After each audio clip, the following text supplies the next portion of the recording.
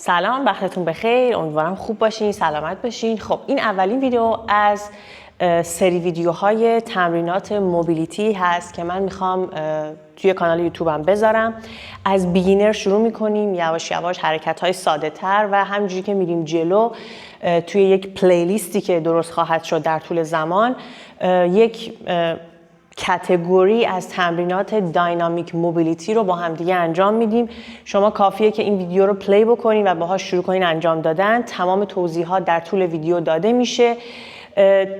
بعضی از ویدیوها تعداد رپتیشن حرکت ها، اینکه هر حرکت رو چقدر باید تکرار بکنین رو هم در توی دیسکریپشن ویدیو کامل براتون میذارم و اینطوری میتونین که یه جلسه موبیلیتی خیلی کوتاه، مختصر، مفید و تاثیرگذار روی بدنتون رو به راحتی در دسترستون داشته باشین. پس با من همراه باشین. من دونه دونه حرکت ها رو بهتون نشون میدم، در چند لول نحوه انجام دادنش رو توضیح میدم و بعد شما با توجه به سطح توان خودتون و اینکه در چه لولی از آمادگی جسمانی هستین میتونین انتخاب بکنین که کدوم سطح رو میخواین شروع بکنین به انجام دادن و یواش یواش هی سعی کنین توش بهتر و بهتر بشین. با من همراه باشین. خب حرکت اولی که میخوایم انجام بدیم که شاید توی پیج اینستاگرام منم زیاد دیده باشین، قبلا در موردش صحبت کردم، اسمش هست دد هنگ. یعنی شما از یه جایی که میتونین باهاش پولاب انجام بدین، هر پولاب باری که دارین، هر شکلی که هست، آویزون بشین و برین توی پوزیشن دد هنگ به این شکل. خب وزن بدن کامل آزاد بدون هیچ انقباضی. اجازه میدیم که جاذبه زمین وزنمون رو بکشه به سمت پایین. خیلی خوبه اگه بتونین بین 60 تا 90 ثانیه یا حتی 2 دقیقه توی این پوزیشن بمونین و اجازه بدین که ستون فقراتتون اصطلاحاً دیکامپرس بشه، باز بشه، بین مهره ها کشیده بشه، عضلات، لیگامان ها. این حرکت هم برای ستون فقرات خیلی مفیده، هم برای شونه، برای پشت، عضلات پشتی، حتی عضلات ساعد، عضلات مچ دست، تک تکشون رو مورد کشش قرار میده و بسیار بسیار مفیده. اگه براتون سخته از ثانیه‌های کوتاه‌تر شروع بکنین. 5 ثانیه میتونی وایسی، هیچ اشکالی نداره. 5 ثانیه رو بزن بیا پایین، دوباره برو بالا. و یا حتی اگر اصلا نمیتونی آویزون بشی، یه دونه سطحی بذار زیر پات و از پاهات کمک بگیر. خب مثل این. یه دونه بنچ من میارم اینجا، میذارم زیر پام و وزنم رو میذارم روش. خب میبین از پاهام به عنوان کمکی استفاده میکنم. میرم پایین، اینجا پاهم به عنوان تکیه‌گاه گذاشتم. درسته؟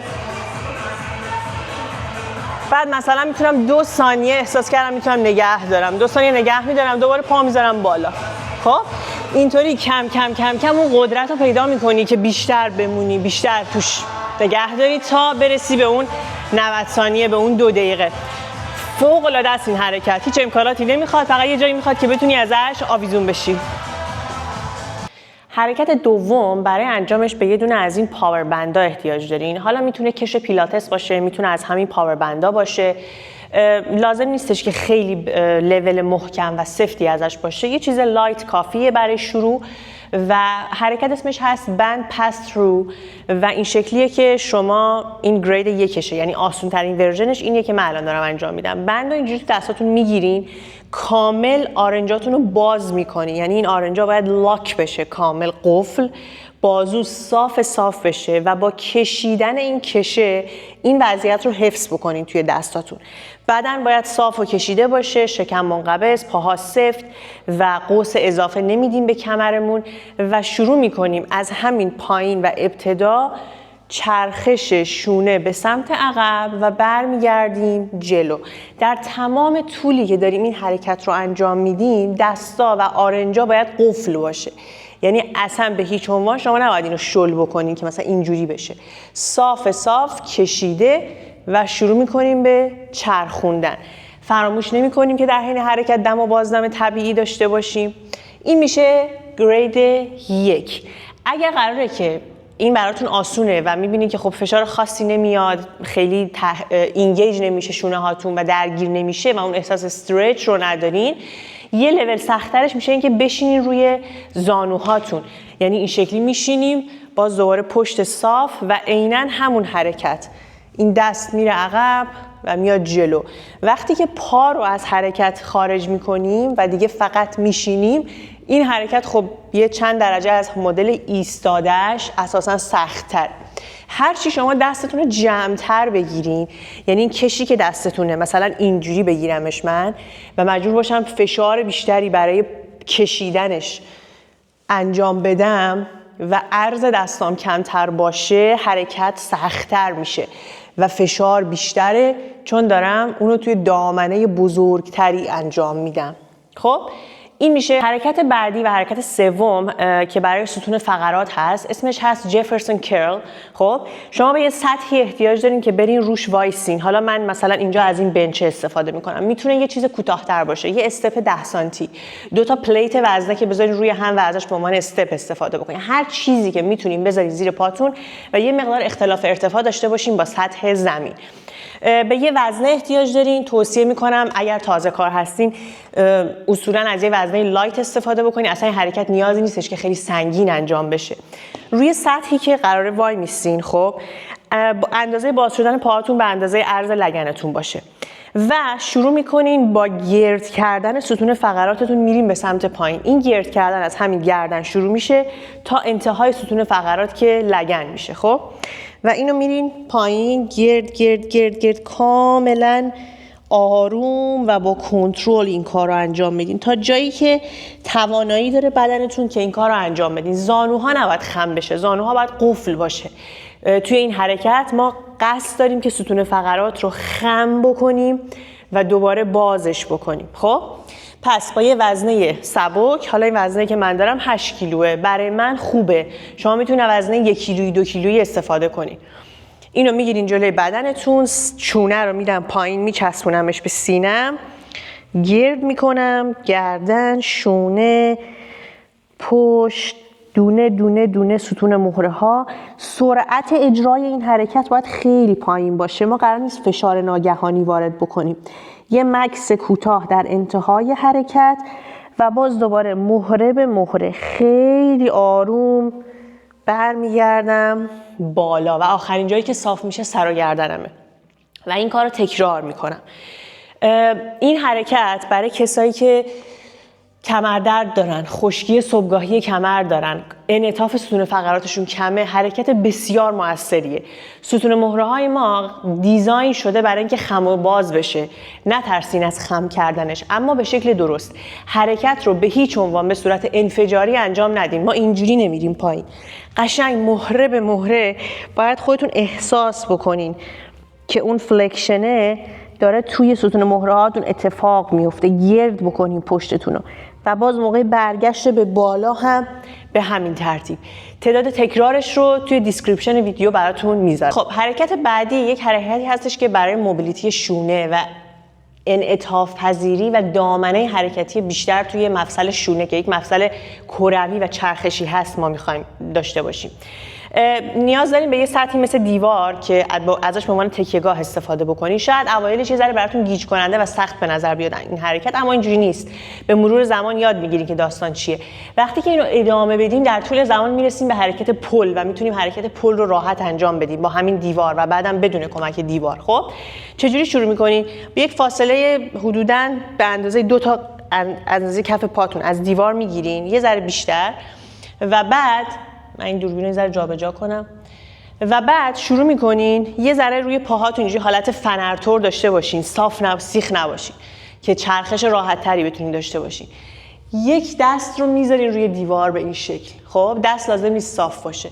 اینجاست ما میخوایم یک حالت خیلی سموت و نرمی داشته باشیم برای چرخیدن. خب دست رو میذارم اینجا و بعد این یکی رو میذارم و بعد میچرخم و دوباره به این حالت خیلی نرم اینو تکرار میکنم. خب هرچی فاصله از دیوار بیشتر باشه نیاز این هست که دامنه حرکتی بیشتری داشته باشم. پس یه ذره میچرخم، یه دستو میذارم، چرخش، دوباره و روی پام خیلی نرم فرود میام. خب این حرکت رو باز دوباره به نسبت توانتون هرچی توش پیشرفته تر بشین میتونین بیشتر بریم پایین، عمق حرکت بیشتر میشه. به مرور زمان میتونین دستتون رو بذارین و خیلی زیاد بچرخین و حتی تا زمین برسین.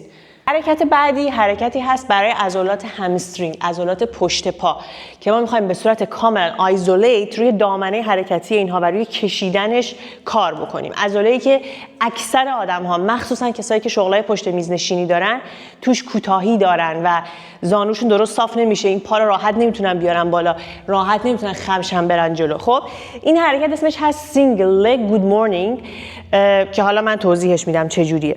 ببینین کاری که میخوایم بکنیم اینه که روی یک پا میخوایم خم بشیم به سمت جلو، اما چطوری؟ این شکلی که زانوی این پایی که میخوایم روش خم بشیم باید قفل باشه. خب یعنی ما اینو این شکلی نمیکنیم، قفل. خب برای اینکه کل فشار روی این عضله همسترینگ باشه. بعد با ایجاد قوس توی کمر باسن رو تا جایی که میتونیم کش میدیم که بره عقب. خب پوشش میکنیم به سمت عقب و بعد به صورت کاملا ایزوله میرم روی این عضله پایین و کشش رو توش ایجاد میکنم. وقتی که انجامش بدیم متوجه میشین که چقدر میزان کشش زیاده، کامل حسش میکنین. هرچی بتونین قوس بیشتری بدین و زانو لاکتر باشه کشش بیشتر میشه. خب اگر خیلی تازه کار هستین، خیلی براتون سخته، از این یکی پاتون که کاری باش نداریم به عنوان تکیه‌گاه استفاده کنید. نوک پنجه رو میذارین زمین و باز دوباره با حفظ همون پوزیشن میریم پایین. اما حواستون باشه که بیشتر وزن روی این یکی پا باشه، پای اکتیو. کشش و میام بالا. خیلی مکس نمی کنم توی انتهای دامنه و سعی میکنم به صورت داینامیک انجامش بدم که این عضله هی بره توی کشش، هی کوتاه بشه. یک طرف رو تموم کردم، جهتم رو عوض میکنم و میرم برای پای دیگه. خب این کار در طول زمان قرار ما اینو با وزنه انجام بدیم، حتی دو پایی انجام بدیم و سنگین و سنگین ترش بکنیم که هی دامنه حرکتی این عضله و انعطاف پذیریش برای کار توی رنج آف موشن های بیشتر باز دوباره افزایش پیدا بکنه. حرکتی که الان میخوایم انجام بدیم اسمش هست همسترینگ واک آوت. خب باز دوباره تارگتش عضله همسترینگ بیشتر، عضلات گلوت هم درگیره، باید کامل منقبضش بکنیم. عضلات پشتی هم نگهدارنده های ستون فقرات هم درگیرن. یک حرکت بسیار خوب، بسیار کارآمد برای کار روی قسمت پشتی بدن، به خصوص همسترینگ و گلوت. وزن نیاز نداره توی این مرحله، با وزن بدن انجام میشه، اما بسیار چالشیه با اینکه با وزن بدن انجام میشه و من اینو روی شاگردای خیلی زیادی حرکت رو تست کردم. اوایل همه گیج میشن، درست نمیتونن انجامش بدن، تعادل ندارن. بسیار حرکت خوبیه برای سلامت کلی ستون فقرات شما، برای پشت بدن شما و اینکه شما هم ثبات و هم دامن حرکتی خوبی رو داشته باشین. خب بریم که نشونتون بدم. میخوابین روی زمین، کف پا روی زمینه، بعد پا رو میذارم روی پاشنه. با کمک دستام اینجوری دو تا بازوامو فشار میدم به زمین، میرم بالا. خب اینجا که رسیدم باسن کامل منقبضه، شروع میکنم شکم منقبض، قوس کمرمو زیاد نمیکنم، با فشار دستام تعادلم رو حفظ میکنم و شروع میکنم جلو رفتن تا جایی که میتونم. خب مکس و بر میگردم. سعیم بر اینه که در تمام طول حرکت باسنم نزدیک زمین نشه و بالا نگهش دارم. چالش اصلی حرکت اصلا اینجاست که نذاریم باسن بیفته پایین، اینو بالا نگه داریم. اگر براتون سخته، اگر نمیتونین، دامنه کمتری رو انجام بدین. یعنی مثلا 2 تا قدم میام جلو، اوکی اینجا دیگه نمیتونم بیشتر برم جلو، اشکال نداره، برگرد عقب و هی سعی کن که هر دفعه که انجامش میدی، هر جلسه که انجامش میدی، کیفیت اجرا رو ببری بالاتر، به مرور توش قوی تر میشی. میرم جلو، مکس، برمیگردم. یکی از حرکت های خیلی خوب برای تقویت عضلات پشت پا. خب حرکت بعدی حرکتی هست به اسم اکتیو پیجن. خب میرین توی پوزیشن لانجز. این حرکت برای چه هدفهای خوبه؟ بسیار زیاد روی اکسترنال روتیتورهای هیپ خوب کار میکنه و همینطور روی تقویت لیگامن‌های زانو. 2 تا جای خیلی مهم توی بدن که اکثر آدم‌ها توش ضعف دارن، درد دارن، کمبود دامنه حرکتی دارن. بسیار حرکت خوبیه. میرین توی پوزیشن لانجز به این شکل، خب، و وزن رو شیفت میکنین روی پای جلویی. 2 تا دستاتون رو میذارین زمین، ترجیحاً انگشتا رو میذارین. وزنمو نمیذارین روی کف دستا، میخوام وزن روی پاها بمونه. این فقط برای حفظ تعادله. دستو توی پا نمیذارم، بیرون پا نمیذارم. پا باید وسط 2 تا دست باشه. خب؟ و بعد شروع میکنم با انداختن وزن جلو، اینو میچرخونم پامو به سمت بیرون و برمیگردم. میچرخونم به سمت بیرون و برمیگردم. یه فشار خیلی خوب توی هیپ هم احساس میکنم. خب نمیخوام بذارم این بچرخه بیفتم یه وریا، باید اینجوری بمونم بالا، تعادلم رو حفظ بکنم. اوکی؟ به این شکل. این کار. حالا اگر خیلی مبتدی هستی و این برات سخته، تو این دامنه نمیتونی بری، میای روی یه سطح انجامش میدی، مثل یه باکس، یه بنچ، هر چیزی که داری. هر چی سطح بلندتر باشه حرکت آسان‌تر میشه. خب باز همون شکلی پا رو میذارم، 2 تا دستامو میذارم برای حفظ تعادل. اینجا خب خیلی آسان‌تره. شروع میکنم پامو از زیر بغلم رد میکنم، برمیگردم، مکس، چرخش و تکرار. توی هر کدوم از پوزیشن ها چند ثانیه مکس میکنم که کامل اون کشش رو احساس بکنم، درگیر بشه به اندازه کافی و نگهش میدارم. حرکت بعدی که میخوایم انجام بدیم اسمش هست هورس استند سکوات. خب اینی که اول نشون میدم یه ذره سخت‌ترشه، بعد ورژن‌های آسان‌ترش رو هم نشون میدم. اول از همه اینجوری وای میسیم، 1 2 3 4 5 تا پامونو باز میکنیم و یا حتی اگر میتونین بیشتر. خب پنجه ها به سمت بیرونه، تنم رو صاف نگه میدارم و میشینم روی پاهام با تنه صاف. یعنی اگر دیدی داری میری جلو، اونجا به کمک احتیاج داری، تنه باید صاف باشه. میرم پایین، هرچی پا بازتر بشه دامنه حرکت به سمت پایین بیشتره، لگن بیشتر باز میشه. یکی از بهترین حرکت ها برای افزایش دامنه حرکتی در مفصل هیپه. میرم پایین، مکس، و میام بالا. اینو در آینده میخوایم با وزنه انجامش بدیم. پس الان با وزن بدن تمرینش میکنی، به مرور زمان وزنه هم بهش اضافه میکنی. هرچی پا بازتر باشه حرکت سختیش بیشتر میشه، فشار رو روی لیگامانهای هیپ بیشتر حس میکنی. خب این میشه ورژن اصلی. حالا اگه این برات سخته هیچ اشکالی نداره، از این سطحی کمک بگیر به عنوان تکیه‌گاه. یه باکس بلند، یه بنچ، بند TRX، هر چی باشه اوکیه.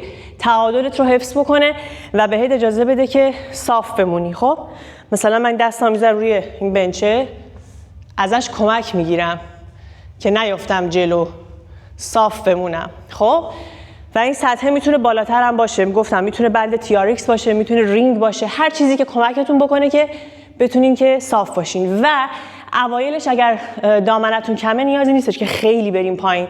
حتی اگر اینقدر میتونی بری پایین ولی با زاویه درست، طوری که زانوهات پنجه پاتو دنبال بکنه و خم نشی به سمت جلو، اوکیه. به مرور ذره ذره ذره دامنه حرکتیت بیشتر میشه.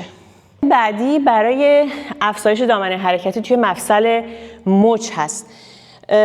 اول از همه برای اجرا باید بدونیم که مچ، آرنج و شونه قراره که توی یه خط باشن، قرار نیست بدن عقب‌تر باشه. وزنمو میندازم روی دستام، میرم توی پوزیشن پلانک به این شکل. خب و بعد شروع میکنم دایره زدن روی مچم تا جایی که میتونم پوشش میکنم به سمت جلو. میبینی شونه هامو میدم قشنگ، میرم جلو روی مچم و دایره میزنم. سعی میکنم در تمام مدت عضلات شکمم رو صفر نگه دارم، فشار به ستون فقراتم نیاد و اینجا تارگت مچم هست. خب اگه برات سخته زانواتو بذار زمین، اوکی، و همین کار رو انجام بده. این میشه ورژن خیلی راحت ترش. فقط حواست باشه که آرنجتو خم نکنی. آرنج باید کاملا قفل باشه و به سمت بیرون و دایره بزنی روی مچات. این برای این زاویه از موبیلیتی مچ هست و وقتی که این رو انجام دادی یه ذره استراحت میکنی، میری برای شکل بعدی که این هست، یعنی انگشتات به سمت زانوهات باشه، یه فاصله ای ازش میدی به بدنت. این بار اگه بدنتو بدی عقب فشار بیشتری احساس میکنی، هرچی میری عقبتر کشش توی عضلات و تندونهای مچت بیشتر احساس میکنی.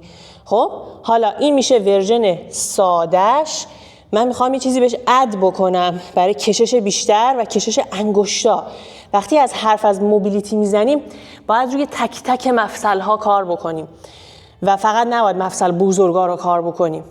میرم عقب، آرنجمو میزنم زمین. اینجا ببینی اشکال نداره شست اگه بلند شد، بقیه انگشتا روی زمین بمونه. میرم عقب، مکس، برمیگردم. یه حرکت فوق‌العاده برای کشش انگشتای دست، انگشتای بیچارمون که از صبح موبایل دستته، ماوس دستته، مچ بسته است، انگشتا جمعن، اینا نیاز به کشش دارن. خب برای اینکه دامنه حرکتیشون کم نشه، برای اینکه خشک نشن به مرور زمان. اوکی، این بود از جلسه اول تمرینات موبیلیتی. تعداد، دیسکریپشن، توضیحات رو 3 تا رپ و همه رو توی توضیحات ویدیو پایین می نویسم. این ویدیو که میخوام هر هفته یه دونه ویدیو براتون بذارم بین 10 دقیقه 15 دقیقه تا 20 دقیقه ماکسیموم. انجامش بدین تمرینات رو، بهم فیدبک بدین، بفرستین برای دوستاتون که بهش احتیاج دارن و از این فرصت استفاده بکنین که از این تمرینات بتونین لذت ببرین و کمک بکنین به مفصلاتون، لیگاماناتون، تندوناتون که حال بهتری رو تجربه بکنن و خودتون توی بدنتون حس بهتری داشته باشین. ممنونم. لایک و شیر و سیو یادتون نره. تا ویدیوی بعد.